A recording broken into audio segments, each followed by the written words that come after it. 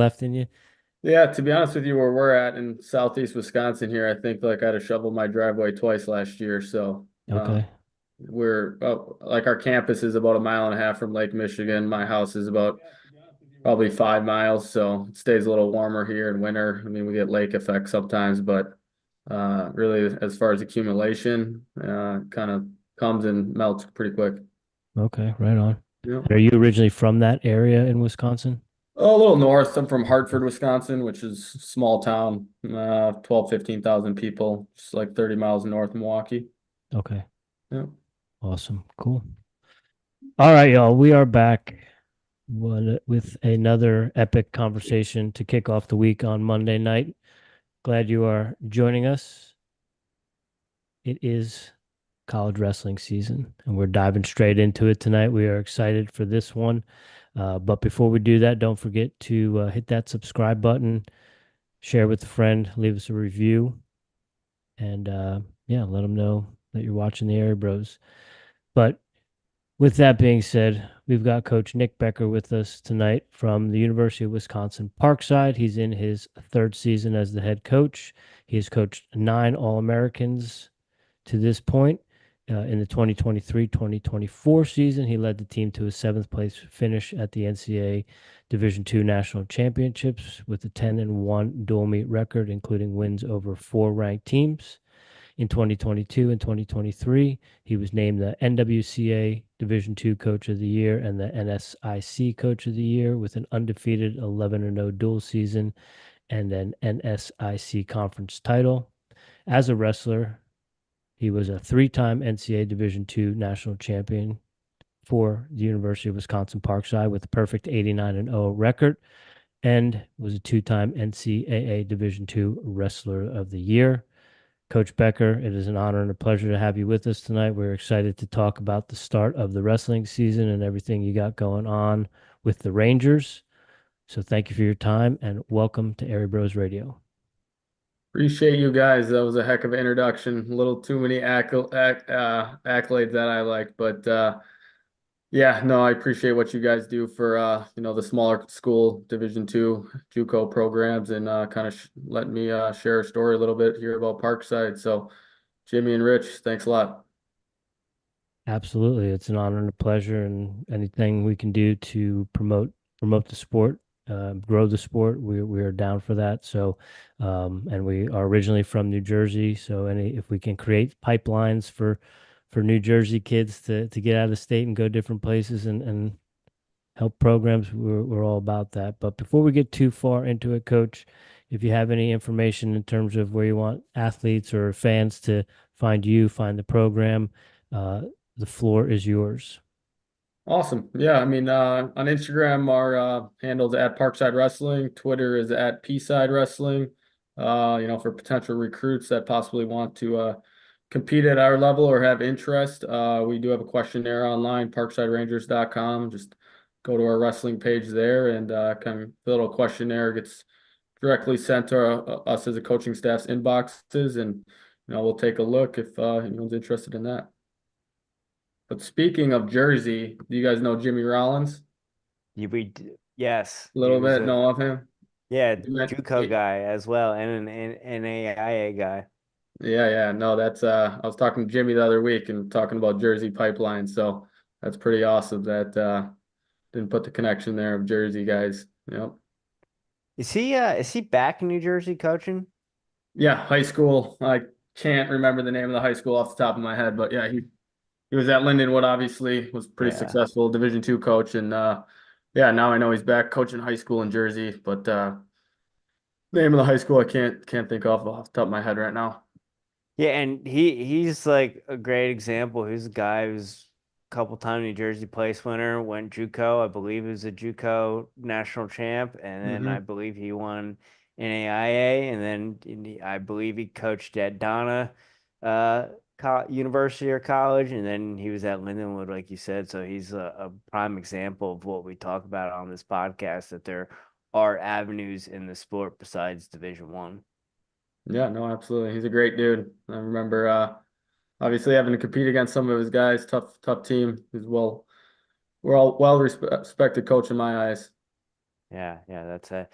that's a good little through line, and we like to create through lines here, make the world smaller. And another through line we talked about before we hopped on, but we will talk about it right now, is Caden Henshaw. He Hmm. came on our radar a couple years ago because he is the guy out there who's in Division 2, but he's got a bigger following than wrestling on YouTube. He's found a niche and he crushes it, and he is one of your wrestlers right now.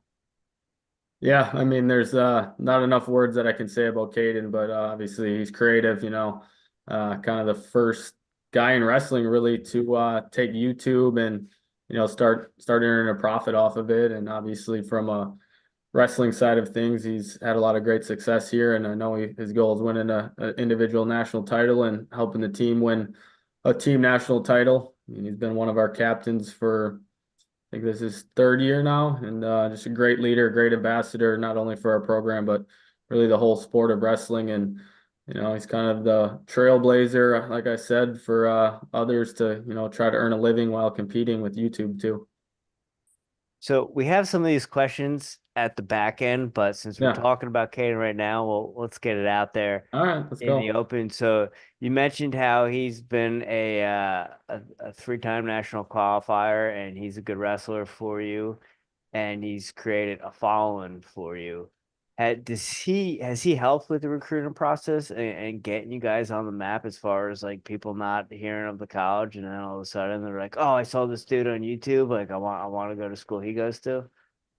Yeah, absolutely. I mean, I think now we're just way more well known, across the U.S. from coast to coast, because of him and his following. From a recruiting standpoint, like our bread and butter is Wisconsin, Illinois. So I think we had a pretty good tradition over the years of, individuals in Wisconsin, Illinois knowing about Parkside Wrestling.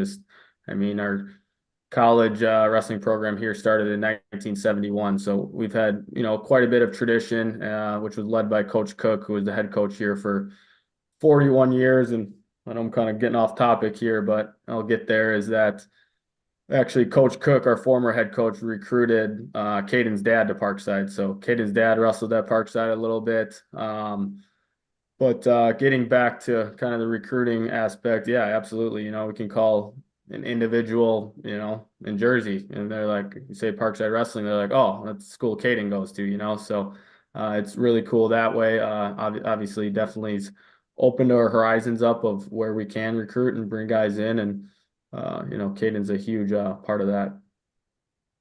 And I want to apologize out front here. We don't have a plaque for you or a pair of wrestling shoes for you for hopping on the podcast. So sorry Clash here. of Combat plaques, yep. Yeah, sorry, we're not that fancy. We don't have any sponsors yet, but we followed Caden for the past 2 seasons, and we know during the season he's beaten a bunch of guys that wind up All-American every year. He's ranked, and then he has a tough national tournament. And again, like, we are fans, we follow him, we know how wrestling is. Sometimes you get the draw, sometimes you don't. But some of the commentary online is, hey, maybe he needs to worry more about the wrestling than the content creation. But like you said, he is monetizing it, he's making a living from it. Have you had to have a talk with him about any of that, or like, hey, maybe we need to focus on the wrestling more? How do you kind of help balance that? And has there ever been any content that has gone out that you said, hey, we need to pull that? That's not good.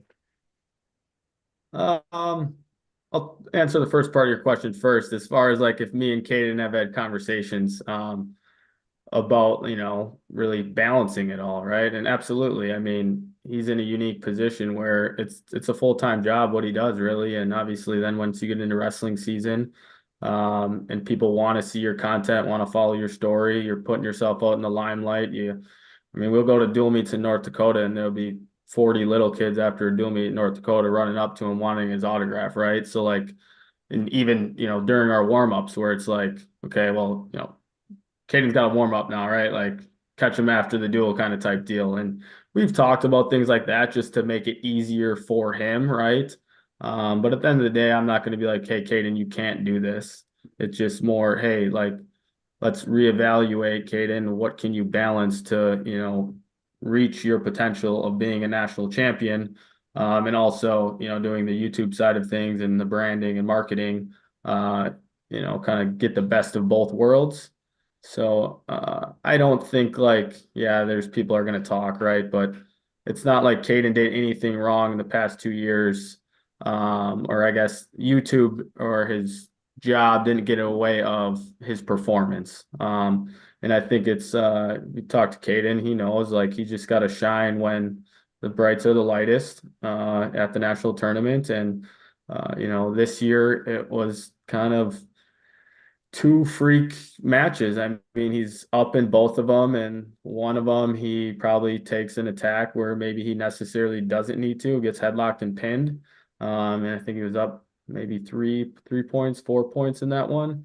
And then on the backside, he's up 5 points, I believe, and gets Winn-Dixied, gives up 7 and loses the match. So it's just little things technically, right? I think he could get a little better with, but yeah, I mean the haters are gonna always be there, especially when you throw yourself out there with like Caden does, and some people I'm sure want to see him lose, right? And I know I see read comments sometimes of on his posts yeah, he's get a little hate sometimes, but I think that fuels him too. But what most people don't realize is the work ethic he possesses. My now going on 4 years coaching him, I can't remember too many days where he was sitting on the sidelines, saying, "Oh, this hurts, this hurts. Like I got to miss practice today," right? Like he's a tough dude. He gets in the room scraps. He leads by example. And when he's wrestling in our room, he's getting after you. There's no easy goes. He's the epitome of what we want in a Parkside wrestler. You mentioned the comments and stuff that he gets sometimes, good or bad. Mm-hmm. And you see it sometimes in the content with the dual meets and stuff, but can it get intense? Do people get after him sometimes because of who he is and his notoriety? Like Yeah, I from mean, maybe more so from like the student body of the competing teams. yeah, I won't say where we're at or where we were at. Like, I don't want to call it the school, but there's been some dual meets where, the fans are right on top of us and we're in enemy territory. And, they're like, oh, there's that YouTube guy. And obviously, everyone probably knows Crosby too, his podcast partner. And, they'll say derogatory remarks, right, about Caden and Crosby. And, they brush it off, obviously. But no, it's gotten heated sometimes. And, I think they realize both Caden and Crosby realize that, it's words and people trying to get under their skin, maybe for competitive advantage. So, if anything, I think it might fuel them a little bit more for sure. Right on. And I think it's just amazing that he does show up after tough tough days, tough losses, and he'll get on there and he puts it out there. Where I think a lot of times you see kids, they'll post leading up to events, and then if they lose, it's like radio silence. You don't see anything. But I give him a lot of credit. He mans up and he owns it, and good, bad, or ugly, he'll show up that next day and put that content out there. So I give him a lot of credit as a young man to have the ability to do that and own that. It's a rarity these days for sure. Absolutely. Yeah. So, coach, season kicked off. Yeah. Yeah, Friday night, and then we had some guys compete at Open on Saturday. So you were 30-6 over Maryville. Yeah, we had a pretty good showing, I thought, for a first time out. I mean, I knew Maryville was going to be a tough team. They had, I think, 2 returning All-Americans, 4 returning national qualifiers, and really from the get-go, Shane Corrigan, our 125-pounder, he kind of made a statement, and just, the momentum kept rolling. I think overall in the dual meet, we had 4 ranked matchups, and we won all 4 of those at 133. Caden at 141. I think he beat the 7th-ranked kid in the country. And then at heavyweight, we had, let me think here, we lost to him at the national tournament. So I'm just gonna move my chair here quick. Thank you, sir.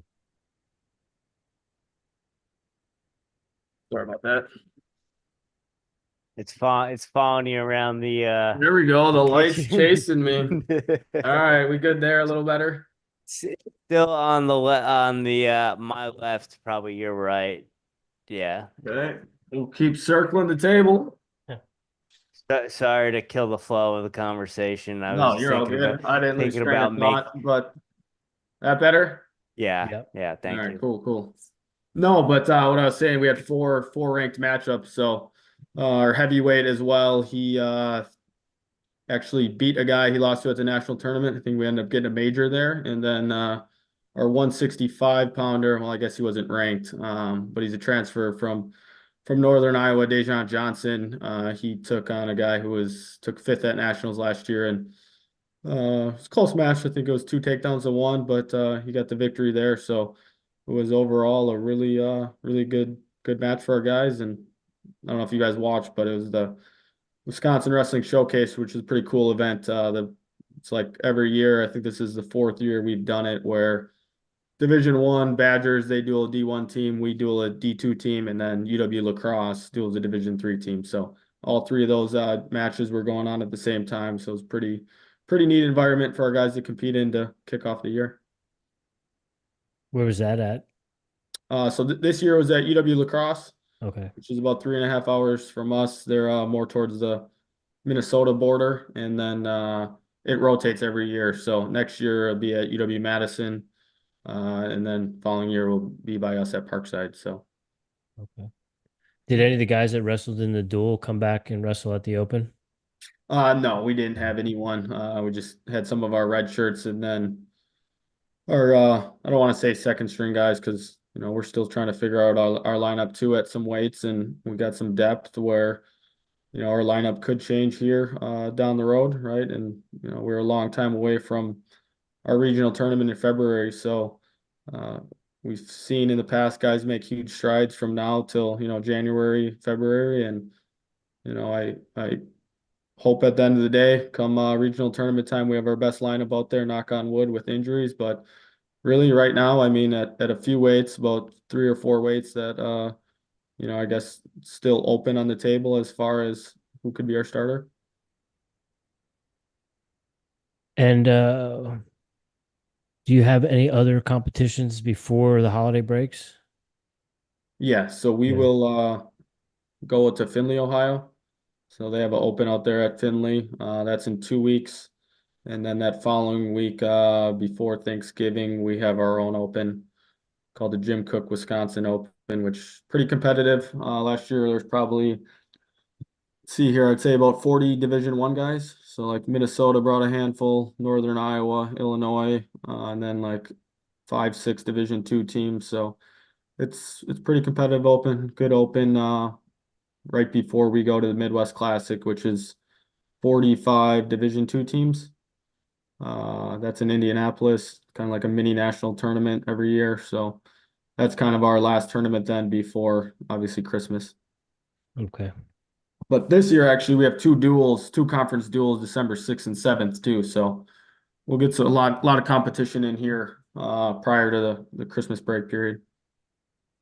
Right Is on. there any goals for that first half of the season? Because a lot goes on in the first half of the season, but we all know what happens in March is what really matters. Is there a certain kind of mindset before that Christmas break that you guys kind of focus on, and then when you come back, kind of reset? Yeah, I mean, obviously, for goal standpoint, like competitions, we go out there, like, yeah, we want to kind of win everything we go to. And, obviously, injuries could happen, things like that, where, we want, might have to fill in a different guy at a weight class. But I think we're at the point where we have great depth up and down, where we're pretty confident whether it's a dual meet or an open, we can do pretty well with, the guys we send out there. But really, it's just get better every day, the easiest way to put it. I know it's pretty cliche, but that's really what we do. I really believe in being a student of the sport, having a high IQ when it comes to wrestling, and really learning positions and being able to wrestle out of positions when you might be in jeopardy of getting scored on. So we kind of really throw a lot at our guys this first semester as far as technique and the best way to kind of teach and help our guys get better is obviously reflection of competition. So, breaking down film and taking notes in competition and we have our guys journal and things like that to, set up for the week or the day as far as what they need to work on. So you mentioned that journal piece. Was that something that you did or something you picked up on as a coach? So I did a lot of journaling. Like I didn't necessarily have like a specific journal for wrestling, which our guys do now. Like I was just more of a notebook kind of guy, jot down notes as far as like, hey, I've been working on this position or I keep getting stuck here. I can't finish this shot. Like what can I do? And I think journaling is great, but also thinking through in your head those notes you may put down as far as like, okay, how can I wrestle out of this position or how can I keep getting stuck with my teammate in this position? How can I reposition myself or, take a different approach to the shot to finish it? So yes, that's something I did. Now our guys, I can't remember the name of the journal we use, but Ben Askren's part of it, obviously a Wisconsin guy. So he presented it to me and it's basically each day they have a page where they can journal, fill out things they're grateful for, fill out their goals, technically things they want to work on, and then just kind of a reflection page, on the day. So a lot of our guys take advantage of that. Coach, you were a standout wrestler, three-time national champ at University of Wisconsin Parkside. Hmm. Has the way you coached changed from the way you train yourself? Yes. I kind of had a style where I let guys into my legs a lot. And I Me knew I too. was good. I was good in there. Um, And I'm not saying our guys don't use some of that stuff, right? But I do think I stress a lot more basics and baseline defense. Um, Whereas I, sometimes would just let guys in on my legs to score. But from a training perspective, like day in and day out of what we're doing is pretty similar. Obviously you tweak things as a coach if, things aren't working or I go back and do a lot of reflection and thinking of my past coaches of like, okay, why were they making us do this? So now I think more obviously as a coach than an athlete. And, maybe there's things I did in training that I didn't like at the time when I was being coached.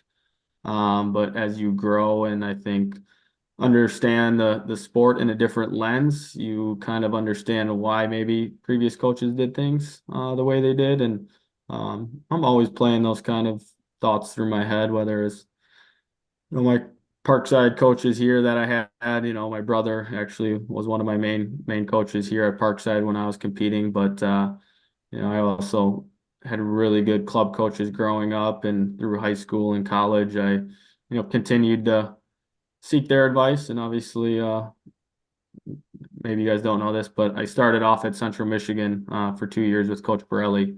And he kind of had more of a how do you put it? Drill sergeant type approach, which was really good for me and we drilled a lot. And for me personally, I didn't like drilling all that much in college. Like it was probably my worst thing I could do or that I didn't like. And now that I'm a coach, I realize drilling is super important. One for conditioning and two for just getting that muscle memory down and the repetitions. Well, coach, let me ask you, touching on drilling, because this is a conversation that Jimmy and I have all the time about wrestling IQ and drilling, and Hmm. um, for the younger athletes out there that maybe kind of go through the motions of the drilling just to get to the live portion of practice, how do you hit home that the importance of the drilling to the new guys that are coming in? I mean, you're at another level at the college level, getting guys that probably already understand the importance of drilling, but I'm sure sometimes some decent kids get through the cracks and maybe don't have that coaching or that club coach that puts that emphasis on the drilling. Yeah, no, absolutely. And I think that's where some of our team, and I have conversations with our guys like, Hey, some of you need to realize, and it's conversations I have individually with them too, but like I might be telling some of you you need to spar more and feel positions and flow. And some of you I might be saying, hey, you need to learn good positioning and fundamental technique of, getting to a high crotch, getting to a single leg, sprawling, things like that. So I give our guys a lot of free time too, in our room to, be creative and work where they need to, but uh drilling is extremely important, especially you said, some guys coming in from high school to college, might have it down. And to be honest with you, I would say half do, half don't, right? And it's and not that everyone's like nonchalant with it, but if you drill right, like it should be pretty tiring, right? And like it's not like a point in practice where we drill and we're just drilling to um get warm or something, right? It's like with a purpose. Like we don't drill long, but if it's 10-minute drill, I want it to be quick, powerful, explosive, good setup, good finish. Um, so I guess to your question, like it's extremely important when you're learning new techniques, especially the basics. If you don't have those down, you need to drill more, in my eyes. I could be wrong. But say like a guy like Caden Henschel or, Jalen Spooler, who's our 49 pounder, they've been in our program 5 years now. Like they know how to drill, they have fundamental technique. So for them, it might be a little bit more, all right, we're still going to drill, but let's be more creative as well with sparring and things like that, learning new positions. And kind of like I said before, being able to wrestle out of positions as well, I think is really important at our level. Coach, being your third season, first season, I believe It's actually fourth season. fourth. Oh, my All bad. right. Well, I guess it was 22, 23. You were 11-0. Last year we were 10-1, correct? Correct. Yep. Yeah, and a seventh place finish at the NCAA championship. So not to say that there's a hump, because those are pretty impressive numbers, and you're right there. What are kind of the next steps to maybe get that top four, bring back a plaque from the NCAA tournament? And do you think you're on that target? Yeah, no, I definitely think our guys are on that target, and I tell these guys all the time. I told them last year after the national tournament, it's consistency. Everyone in our starting lineup, at least this past Friday, has, beaten top level guys. Whether it's in the middle of the season, beginning of the season, end of season. So, when the national tournament comes, we need to be ready to go. And I think adversity is a little bit of that too. An experience at the national tournament as far as, you might be in the national tournament not feeling your best, and you still have to have the mental composure to go out there and compete and beat the best guys. So I think our approach is a little different this year in the fact that it's, all right, guys, like I hope you understand, like when March comes around, if you got something tweaked, bruised, this, that, your girlfriend broke up with you, things outside of the room, either way, you have to have that mental focus to be ready to go. Because at the end of the day, there's probably no one at the national tournament that feels, 100%, whether it's nerves, anxiety, outside factors, injuries, things like that. So that's really what, the message was last year after a national tournament was, we had, I shouldn't even say this because it's not an excuse, but last year at our national tournament, we went to the airport. We're supposed to fly out of Madison, and our flights got canceled at our national tournament. So we were like, well, what are we gonna do? And the travel agents and the NCAA travel, they're like, well, we can get you to Dallas tonight, but then you wouldn't fly out of Dallas the next day till like 4 o'clock, and you'd arrive in Kansas, or Wichita, Kansas at around like 7.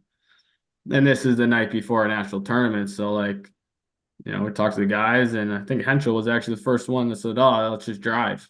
So we hopped in the car, drove 11 hours at 7 o'clock at night to Wichita, Kansas, rolled in at 4 a.m. instead of 7 p.m.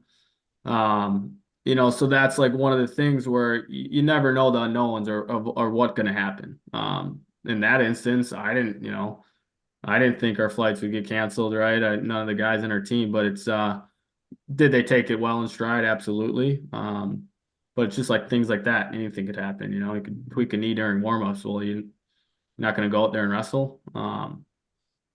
So yeah, I guess I think the question in the beginning was like our approach this year, and it's just being ready at the moment. Whether you're feeling great or you're not feeling great.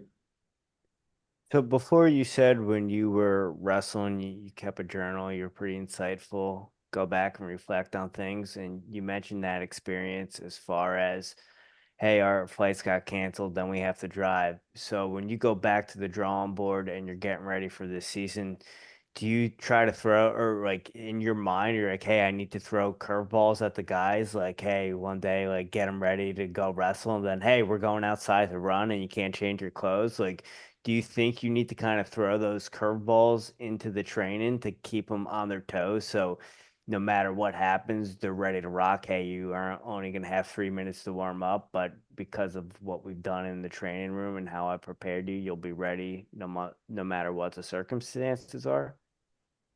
100%. I mean, I felt like I've done that in the previous years of mentally throwing curveballs right in the practice training room. I'm not a huge runner, so and I don't really make our guys run all that much. So I won't say we'll make them go in the outside right after practice and throw on the running shoes, go for a run. But there's other things that we do where it's like, all right, practice is about to be over, and then it's not really over, right? Just mentally try to break them. I think it's important, right? Because that happens in matches, any type of competition.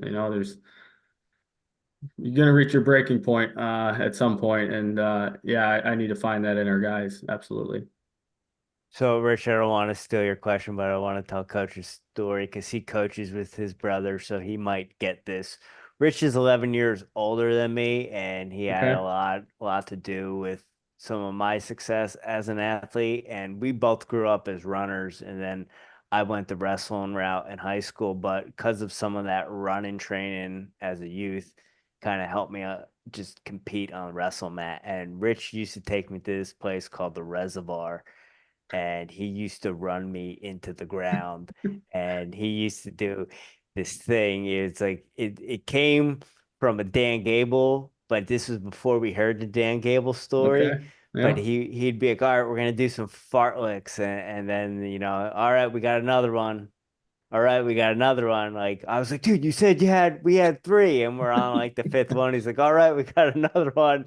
And I'm just like crying, like foaming at the mouth. So yeah, I get that for sure. Yeah. No, I mean, so you would say that running helped your mental toughness. Help me compete. Yeah, because like Yeah, absolutely. growing up, I always thought I was going to be more of a runner, but because the way some things went in high school, I just went towards the wrestling route. But I was a competitor because of growing up as a runner. I believe it. That only happened once, coach. Don't listen to him. I No, though remember. he took me to that place when I was on training wheels and he was running, so That's a we're not different even that was a getting different into occasion. That I there did. are definitely two incidents. I did cross country my senior year in high school, so I Okay. remember the term fartlek, but I Mm. can't remember what the run was. What is it? It's kind of like varied interval training with not like Okay. a set like 8 by 400. It's like, hey, we're gonna run as hard as we can to that second telephone pole. And then, we're gonna jog for a little bit, all right, and then we're gonna go a little bit further, we're gonna go a little bit shorter. So it's kind of not as structured like interval or high intensity type of training. It's more like free flowing, like a cross country practice would be. I Kind believe of like kind of like it's either sparring. yeah, exactly. It's like it's either Swedish or Finnish. I can't remember which one it comes from, but um so talking about that, the brother relationship and stuff, you mentioned that your brother was one of your college coaches, but he's also on staff with you now. What is that like? And what was it like? I mean, it's got to be, Jimmy and I do this multiple times a week. We don't live in the same place anymore, but just having that connection, and being able to bounce things off of one another. I mean, that's got to be pretty invaluable for you. Yeah, 100%. I mean, as a athlete, right? I mean, he was the one like really holding me accountable, within my training and things like that. And from a practice room standpoint, right? He wanted to kick. Sorry, I almost swore there. He wanted to kick my butt every day when we were wrestling in the room, and he did, a lot. So as an athlete, it was invaluable. And now as a coach, right? We, like you said, we're bouncing ideas off of each other of whether it's practices or things we think the guys are struggling with, or areas of focus we need to hammer home in the room. But he's been overall for our entire program, and I should say even our entire athletic department, he's been a huge asset. He's our deputy athletic director, so he kind of does a lot of the internal operations at Parkside, things like that. And then he's basically a full-time assistant coach when it comes to being in the room and traveling with us, and uh, doing those duties as a coach, wrestling with our guys and that. So it's been huge to have him continue helping our program. And even as a three-time national champ, was he still able to big brother you all the way through the end of your career, or did you eventually did you get the better of him? Yeah, there came a point in time where I was like, all right, I'm done getting my butt kicked by him. But I also have the weight advantage. He was a 149 pounder in college. Okay. I was at 74, so then Okay. the size kind of started coming into play a little bit. Yeah, definitely. But he still scraps. I mean, he's 36, 37 now. He's hammering on guys in the room still. Okay. Yeah. Hey, coach, Coach, you oh, go ahead, sorry, Jim. Rich. Go ahead. Mentioning your brother, I believe you had another brother that wrestled for the program. Is that correct? Two more actually, yeah. So I have four other siblings. I have a sister. She's between me and Craig, who's our assistant coach, and then our two older brothers. Want to say one of them graduated college in 2007, and the other one 2008. So my oldest brother was a national champ at 157, and then my brother Kyle was an All-American at 165. And Um, you had a cousin that wrestled for a program too, right? Dang, you know your stats, huh? Or your info. Yeah, no, my cousin is actually, probably the reason we all went to Parkside. So Coach Cook, who I mentioned earlier, recruited my cousin Kelly to Parkside late 80s, I want to say. And then yeah, then when my brother, got to the recruiting age, Coach Cook was on the horn with him, and then kind of just trickled down. So when we talk to a lot of coaches, they say they want to build a type of program where the kids want to win for the program or win for them because there's so much respect, or they want to be part of something bigger. Obviously, it's part of your family. So to coach there, what does that mean to you to coach there and kind of lead that legacy? Yeah, I mean, I'm fortunate every day to be where I'm at, and grateful that I can lead a program that was my alma mater. I know that's very rare across all divisions. So, I love it, right? I love being able to give back to our program or university, eventually, and hopefully, do something here that's never been done before, as far as, winning team national titles, has been a goal of our program here these past few years. And, we're feel like on the right track to do that, and just keep bringing the right people around. And um, yeah. And coach, you were working in sales, right? When the position became Yeah. became available, was at that time, were you thinking of was coaching on your radar? Was that something you wanted to get into, or were you kind of ready to get on with your life and get into the workforce and be a crushing the sales? Yeah, no, I mean, I would always thought like I'm a Wisconsin guy, so like I never really wanted to leave Wisconsin. So I never even entertained or applied for positions out of state. Um, and after I was competing, which was a kind of a weird time in really all of our lives in the history of COVID. So I was living in Madison. I think we're like 2 weeks out from last chance qualifier for Olympic trials. So I was gearing up for that, and then everything kind of shut down for, however long it was here. And I was living in Madison. So everything was completely shut down there. And I was like, I was real with my competitive career, right? Like, yeah, was I probably top 10 in the US? Yeah, maybe. But for me to make that jump, beating guys like Jordan Burroughs or David Taylor, I was like, all right, I'm satisfied with how my career went. Like, yeah, I had a goal of making, Olympic team or a world team and, fell short of that. And it was like, one, I'm sick of not making any money, being broke, right? And it was like, all right, I'm gonna figure something out here. So, I told the staff there, and then I got into sales, which I actually really enjoyed. I was selling construction equipment, so I kind of have a construction background.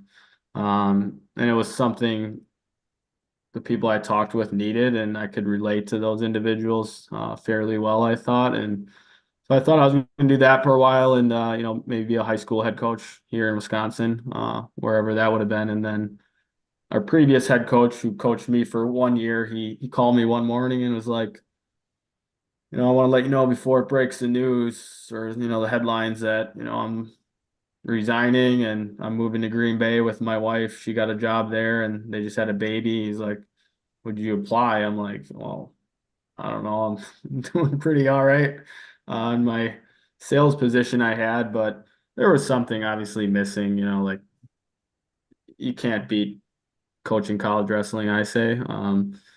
As far as, the being in the room with the guys and the relationships is, what I love about my job. Like you don't have that in sales.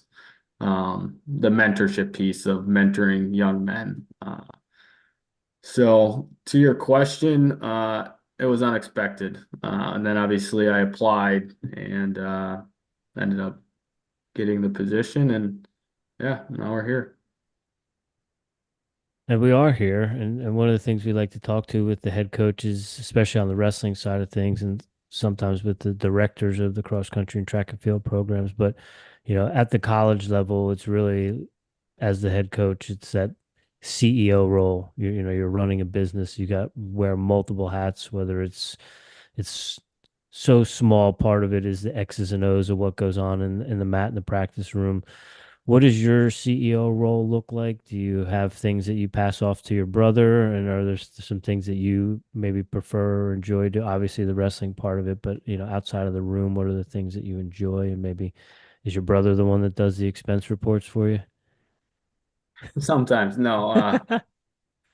To be honest with you, my brother has a lot on his plate. So from an administrative side of things, I try not to put anything more on his plate. But he is the type of individual that is always willing to help. So I mean, from fundraising events, things like that, he's helping build bag boards for our bags tournament fundraiser. You guys might call it cornhole Hmm. here in Wisconsin, called bags, but Okay. cornhole bags, yeah, whatever. So we do like those type of fundraisers where he's helping out with that. But I also have a graduate assistant coach, so he helps me with some administrative duties as well. I feel like in today's state of college athletics, there's a form you got to fill out for everything for our guys, or do something paperwork related, right? So his name's Christian Kamitis. He helps me with a lot of the administrative work, and also recruiting is a big part of being a college coach. So Christian just started here in August, and he's been great with the recruiting aspect of it too, and takes a little less off my plate as far as making calls all the time. Can distribute some of the recruits to him. Not saying I don't talk to them all, but he's building relationships with some great recruits and on our spreadsheets and things like that. So it's huge having him, but kind of the day in the life, I guess, is a lot of fundraising, right? We're a Division II school, so we rely a lot on fundraising to, make us go round and round. Recruiting is a big piece of really, it never stops. at some point of the year, there's usually always a tournament going on, or then you're recruiting the next class coming in. So it's kind of a revolving door with that. But my joy I have the most is being in the room with the guys. So I always tell the guys, you better be hitting me up to get workouts in, because I'd way rather be in the room than in the office doing paperwork. Coach, you bring up being in the room with the guys, and when we talk to coaches on the podcast, whether it be college or high school, they mention the importance of, hey, this is a sport where you kind of need to get your hands on the guys, and that's important to have a good staff around you as far as guys that can go. Well, you're relatively young. You graduated in 2018, so I don't want to assume, but I would assume you're still in your 20s, correct? 31. 31. Oh, sorry for making you younger than you are, but That's all 31 right. is being a lifelong wrestler, is it adding up yet? Do you see yourself at a part where, oh man, I got to start hiring some more young bucks, or do you still see yourself where, hey, I can go for a couple more years? Yeah, definitely. I hope so. I mean, it's a little harder going at 8 in the morning, rolling around. But no, I get in the room quite a bit. I mean, maybe a little less than my first couple of years, and I really didn't know any better. I think the first couple of years, because our full team really gets to school in September, right? We train year round, but with the new guys coming in and that, everyone wants to wrestle. So my first couple of years, I was probably getting like 9 to 10 wrestling workouts in a week, and some of them might only be an hour, whether it's sparring or drilling with guys. And I figured out real quick by the time January comes around, my body's shot. So I've been smarter with my recovery and, how many times I am wrestling a week. I probably still get in the room 5, 6 times a week, I would say, of rolling around with our guys. And some of it, like if it's one-on-one or even small groups, it's more so like breaking down positions, right? As far as it is, really going live and scrapping. And when I'm really going live, the majority of the time it's during our practices. Because we mix it up. Like I'm not running practice every day. I think that would get repetitive for our guys. So, my brother will run some practices. We'll have alumni or guys or other volunteer assistants show technique and things like that, which is I'm grateful for. We have, I think, 9 coaches on staff. Some come a couple times a week. Some are in positions where they're out of the country for a few weeks with their jobs, things like that. So sometimes more hit or miss, but yeah, we got good support from our alumni and our volunteers that come back and still wrestle too. Really, everyone we have on staff, all 9 guys, they still wrestle.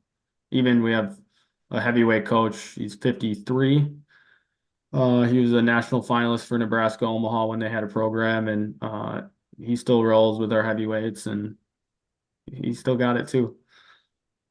But you mentioned 9 coaches on staff. That is pretty impressive. What is it? What is the secret about having guys that want to give back to the program where you can have 9 guys on staff to help you build an awesome program? That's a great question. I think I always go back, right, and it's a cliche term. I don't want to really use it, but our culture. And my point with this is I think our culture was established well before I was head coach and even well before I competed at Parkside. Like I said, Coach Cook, started our program from 1971 and was the head coach here for 41 years. So he was one of those type of individuals that was huge on relationships and obviously keeping in touch and are engaging our alumni and touching base, everything was going with their families and whatnot. So I think he was the one really that, established that tight bond we have. And, we even have still guys from the 1970s that just come in and pop in a room. Obviously, they're not wrestling, but they give our guys words of wisdom, and advice, things like that. So uh, kind of to your question, how we have so many assistants, I think it's the culture that has been established here well before me of giving back to the program.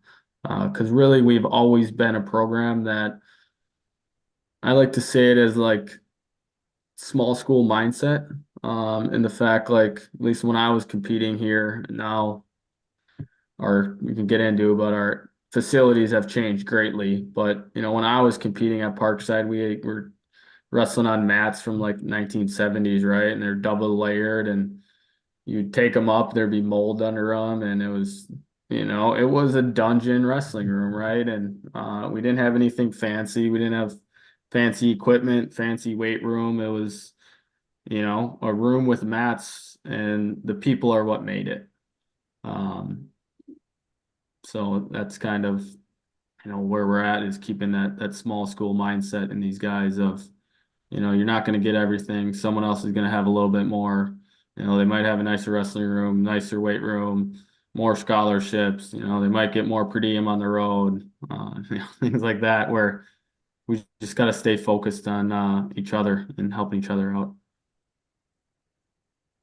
I mean, the room looks pretty nice now that we see from Kane's videos.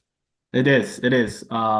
Speaking of that, it's kind of a tough subject to talk about, but it's called the Jim Cook Wrestling Center now. So Coach Cook, he passed away in 2017 at the Division I National Championships. He was going for a morning run. He did it every morning, and guy ran a red light and hit him when he was going across the intersection. He passed away. So like I said, our alumni, were very strong, tight-knit group, and they wanted to do something to give back. So previous head coach Corey Van Grohl kicked off a campaign to, renovate that entire space and fundraise $100,000 to get, brand new mats, new branding. So it's a beautiful space in honor of him. I mean, it's not super huge. We have 40 guys on our team right now, so we fit 40 guys in there. It's a little snug, but it's a beautiful space in his honor. I mean, the only thing we can hope for down the road is blow the wall, make it a little bigger. Maybe Jim Cook Wrestling Center Phase 2 campaign or something like that. But another guy, our previous athletic director, Andrew Gavin, who hired me, he really renovated our whole entire athletics building. He didn't renovate it, but obviously got the funding to do so within our community. So our weight room went through a beautiful renovation. We used to have a swimming pool that got turned into an indoor turf center. We didn't have a swim team, so it really didn't make sense. And then our gym where we compete went through about a $3 million renovation about 2 years ago. So like beautiful 30-foot video boards, and we got like a kind of couple press boxes, where we have fans sit. But we had Who's Number One there, which was pretty cool. That was actually our first event in the new arena, so it was kind of like a kickoff. So that was pretty sweet. But yeah, I mean, things are, from a facility standpoint and college campus, I think we have everything we need to reach the top here. Let's go. Hell yeah. Coach, we could talk to you all night, but we want to be respectful of your time. I want to ask you one more question. Yeah, go for it.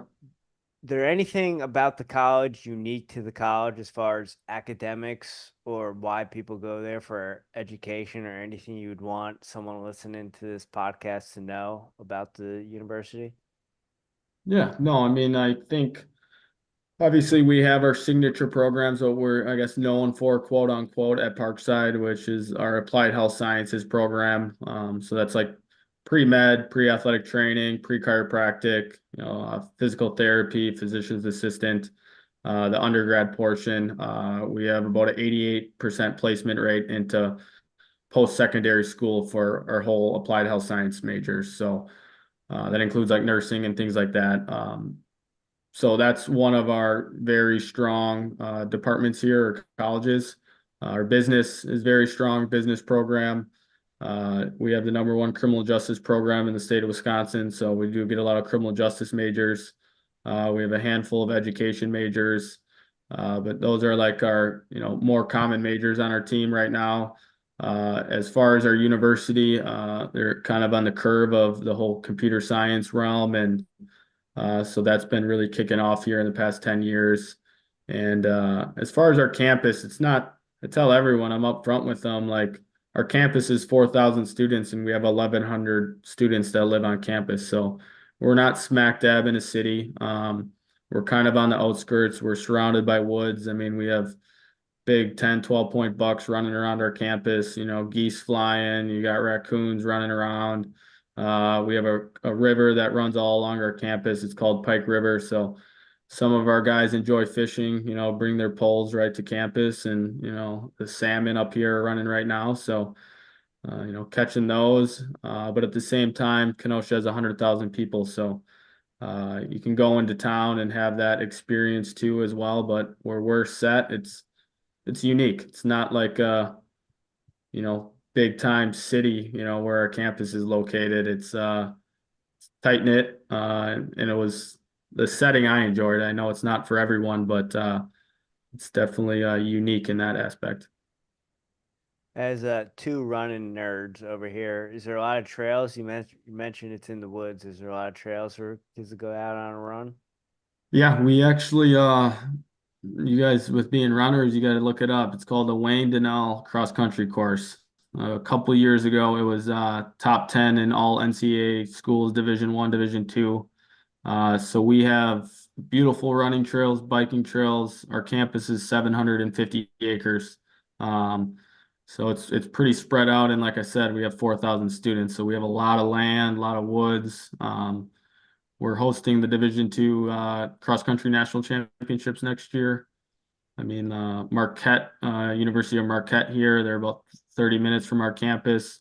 They host their conference championships here whenever they get it. So it's a pretty cool course. Definitely check it out if you're ever in Wisconsin, and hit me up and give you the whole tour. I don't know if I'm running with you guys though. You seem like pretty intense. Yeah, we've had a couple. We actually had the Division Two national champs, Wingate University. We've had some of their athletes and two of the coaches on, and we actually have the coach from the Colorado School of Mines, cross country coach, coming up here soon, and they were second and first. They were defending Nice. champs 2 years ago, so we might actually end up in Parkside after all, covering some cross country. Okay, yeah, come on out. You're more than welcome to stay with me. Heck yeah, Coach. Last one I have for you. Yeah. I'm curious. The Caden presented the matches the last year and the year before with St. Cloud State for the conference. Is that the biggest rival, and is that going to be the test again this year for y'all in the conference? Yeah, it's definitely gonna be a test. I can't call it a rivalry yet. I mean, Mm, frankly, they've kicked their ass, historically, right? We got one win 2 years ago, which was great, right? I mean, it was great for our program. I think we're the first team to beat them in our conference in like 13 years. So huge milestone there. They have a great team this year. I think we have a great team. It's going to be a fun duel. Um, I'm excited. I mean, I think if our guys perform how they're capable of, and trust and believe in what they've done all summer, and this preseason leading up to there. It's going to be a fun, exciting duel. But yeah, obviously, like any team, we want to knock them off, and we don't really. It's the duel, obviously, but then they're in our super regional tournament, and then obviously at nationals too. So, and this year they're coming to our Jim Cook Wisconsin Open, so we're going to see them quite a bit, which I'm excited for. I love tough competition, and I know our guys do too. is that the dual meet? Is that going to be at their place again this year? It is. It Yep. is, yeah. Yep. All right. So I'm sure there'll be a little Hostile. hostile there too. I'm sure they're going to get all their fans out there, so a repeat doesn't happen as of 2 years ago. But Mm. I think up and down our lineup, and looking at theirs, every match is going to be competitive, which makes for an exciting dual meet. So Yeah. I like it. I'm excited for it. What's the date of the duel? Oh, February? February 1st, I want to say. I think it's February Okay. 1st. We might actually see them before in a duel too. We're going to national duels this year. That's January 10th and 11th. So Okay. St. Cloud will be there too. Central Oklahoma, who won nationals the past 2 years, they're they always got a great team, well coached. I love their coaches there too, and they always bring a solid team. So it's not just St. Cloud we're looking to beat and knock off. There's 5, 6, 7 Division II teams that I think can contend for a D2 title. So being prepared for anyone. Coach, as far as following the dual matches, do you guys stream that on the college's website? Does that go to Flow? Is there anywhere we can follow along with the duels? Yeah, so it's the NSAC network. Okay. So all of our duels are on there. Our conference has a rule, which I think is great. They're not behind a paywall. All of our conference duels are free. So you just kind of Google NSIC network if we're on the road.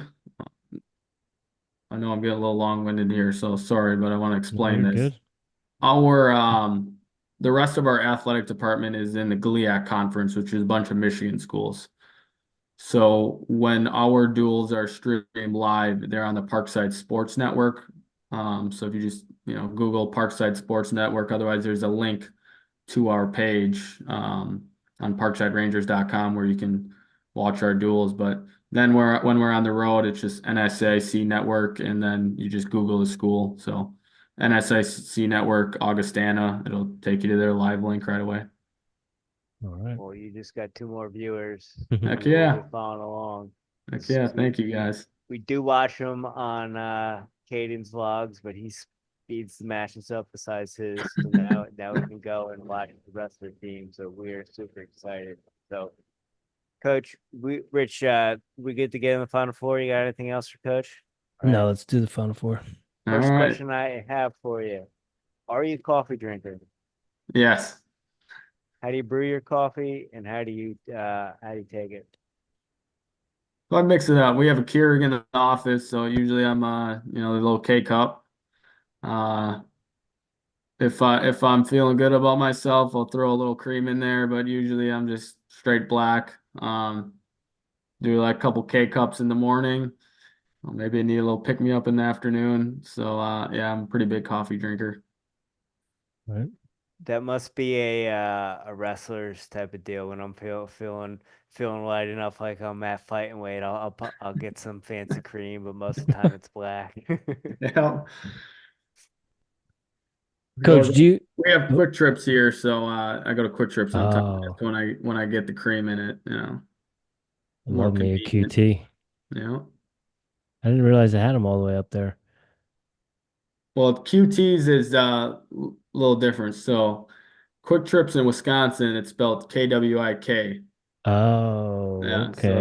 they're all over the state. Totally different entity, huh? I think there's about 700 of them. Okay. It's almost like a Sheets. You guys got Gotcha. Sheets out there, right? In PA, they have PA, 'em. they have Yeah, them. Yeah, okay. yeah, Yeah. yeah.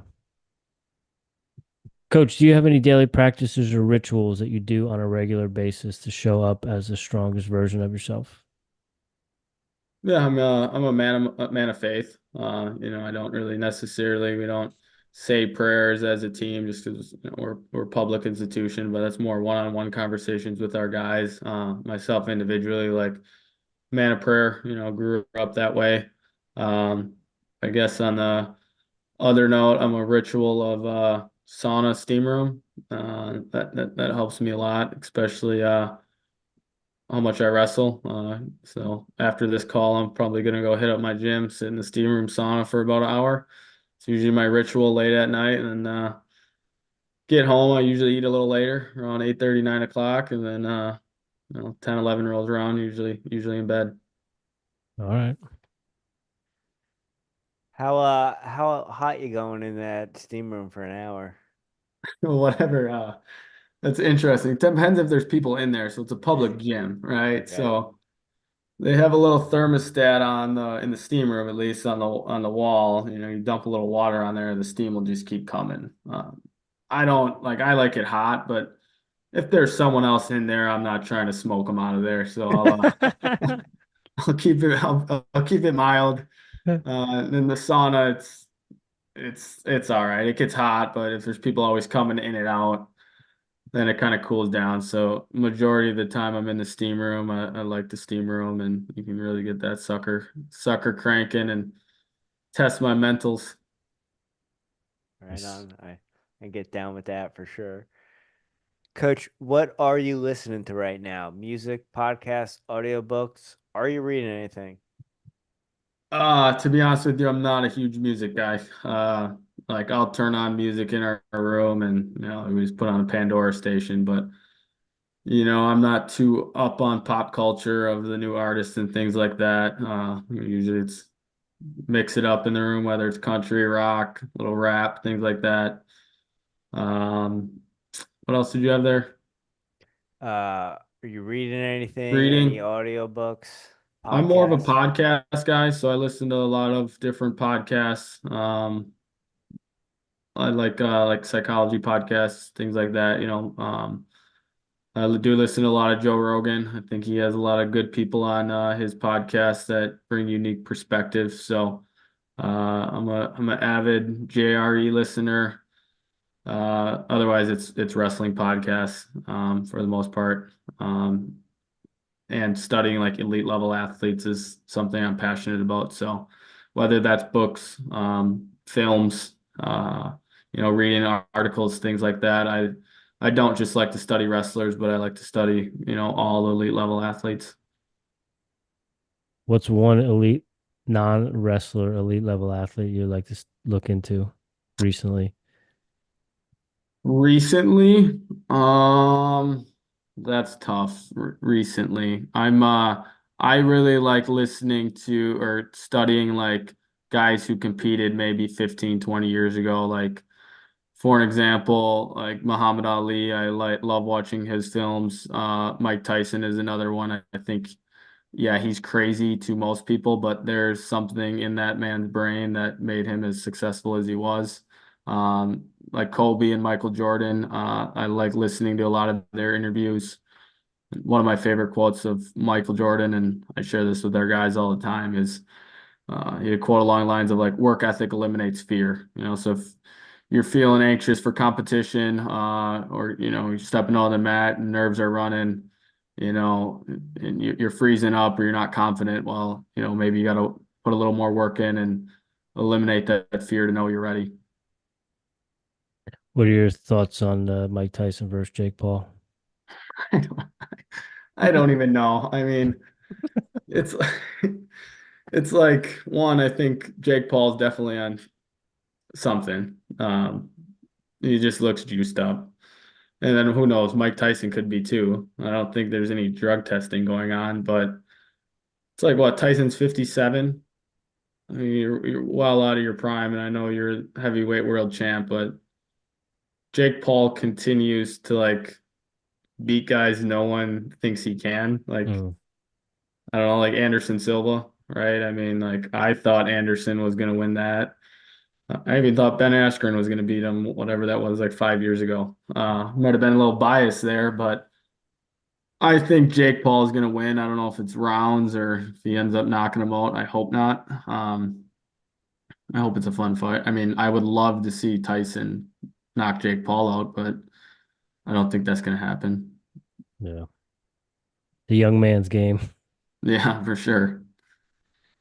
Coach, last one we got for you. Yeah. Do you have a guilty pleasure? Hmm. Could be food. I know you're not that Yeah, big into music.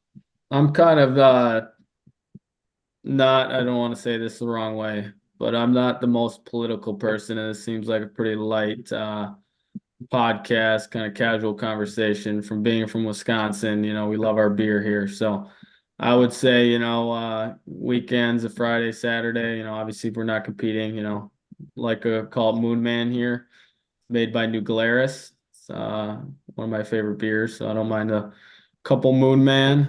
It's probably a guilty pleasure. Other than that, I'm kind of a sweet eater, so Okay. chocolate, or even candy in general, I try to avoid it, but sometimes just gotta grab a bag of whatever it is, Twizzlers or Snickers bar, something like that. What's your go-to Halloween candy? What's your favorite? Don't even get me started on Halloween.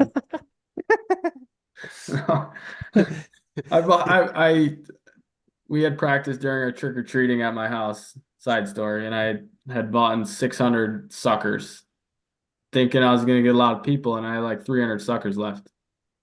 Oh man, So, that's a lot of but suckers. favorite Halloween candy is probably Reese's Pieces. Okay, all right. And that Moon Man you said it was called?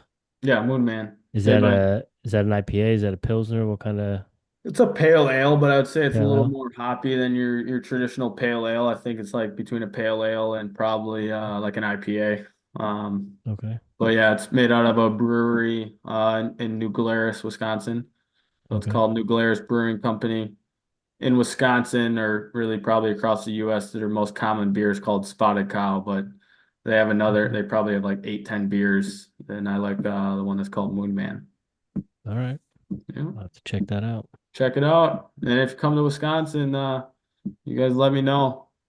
Get you a Moon Man and then give you a little tour of town here. We gotta do the cross country course before the Moon Man. Although Sounds good. maybe that's your ploy. You get me a couple Moon Men in me, and then you take me on the course and dominate me. What do they call that? A beer run? That's right, a beer mile. Beer mile, that's what it is. Yeah. Coach, one thing I want to ask you, we tend to be a little bit of hipsters here over at Airey Bros, and we like to get into foods that are unique to the location of where we're talking to people. We're from New Jersey. Pork roll is kind of that go-to food in New Jersey. We talked to some Minnesota guys. They were talking to us about Juicy Lucy's. We know you're in cheese country. Is there any kind of cheese concoction or any kind of food that is unique to Parkside or Wisconsin? Yeah, like like cheese curds thing. I mean, any restaurant you go to, cheese is an ingredient in basically anything Hmm. on the menu for the most part. So I'll be a little unique. There's a spot here in town. It's called Kebab and Grill. One of my former wrestlers, he runs the restaurant. He's Pakistani. So it's like Middle Eastern food. Uh, some curry. They got other things like naan bread, things like that. And it's more like a Qdoba. So you kind of go there and you got like your rice, your meat course, whatever veggies you want on it. Like if you want tzatziki sauce, things like that. So it's been around probably like 10 years. His parents obviously started it and now he basically manages the place and that's his full-time gig. So I always recommend that to everyone, support local, support our own people here and it's a great place if, the Middle Eastern fancy kind of suits you. What's that called? Called Kebab and Grill. Kabob and Grill. All right, Caden, if you're listening, I'm calling you out. I want to see a vlog of Kebab and Grill. No more Yeah. Subway. You got to go to Kebab and Grill. Yeah. We want to see it. Absolutely. I keep our guys away from there when it's wrestling. See, we don't order takeout from there because he loads us up and a lot of rice and there's a lot of some oils in there. All Some of right. it's not good for you, but you can eat healthy there too. All right, postseason, want to see that vlog. But Coach, thanks again for your time tonight. We say this with all our coaches. I'm sure our fans are sick of hearing me say this, but the more college coaches we talk to, the more teams we have to root for, and that is honest and genuine. Because Rich and I, we meet up on Sundays, and we're just going through all the coaches, how they did this week, how they did this week. So, not that we weren't following Parkside to begin with, because Caden got you guys on our radar, but we're super stoked to follow you and follow the progress of the team this season. Hey guys, I really appreciate both of you and letting us shine some light on Parkside here and keep doing what you're doing. Maybe after this season, maybe we can jump back on, chat again, or otherwise hit me up anytime. I'd be more than happy to come back and chat with you guys. Heck yeah, we will definitely do that, and hopefully you'll have a trophy sitting behind you this year, and we'll be pumped for the Rangers. So, Coach, we do appreciate your time and enjoy your steam and your sauna this evening. Thanks.